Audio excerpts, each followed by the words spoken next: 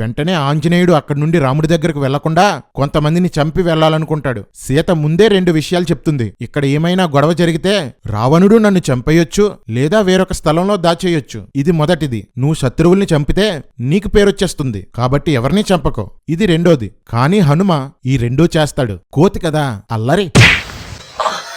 హనుమ సీత ఉన్న అశోకవనాన్ని తప్ప మిగతా వనాలను, చెరువుల్ని పాడు చేస్తాడు. అందుకే కదా తాను చెడ్డకోతి వనమంతా చెరిపింది అంటారు. ఇంత నాశనం జరుగుతున్నప్పుడు రాక్షస స్త్రీలు నిద్ర లేచారట. విషయం జరిగిందేమో పగలో, వీళ్ళు ఇప్పుడు నిద్ర లేవడం ఏంటో. ఆ స్త్రీలు సీతతో ఈ వానరుడు ఎవరు అని అడిగితే నాకు తెలీదు, అతనొక రాక్షసుడు, సర్పం అని చెప్తుంది. హనుమ వీపు ఎక్కితే తప్పట, అబద్ధాలు ఆడడం మాత్రం తప్పు కాదట.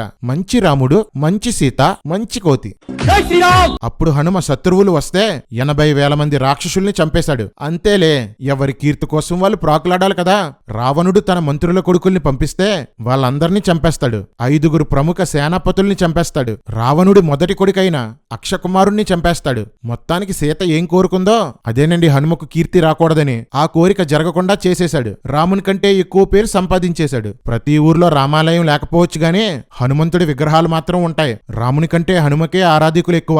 రాముడి మీద కంటే హనుమ మీదే ఎక్కువ సినిమాలు తీశారు. హనుమా, దెబ్బకు దెబ్బ తీసావుగా. తొక్కేయాలనుకున్న సీతారాముల్ని తొక్కేశావుగా.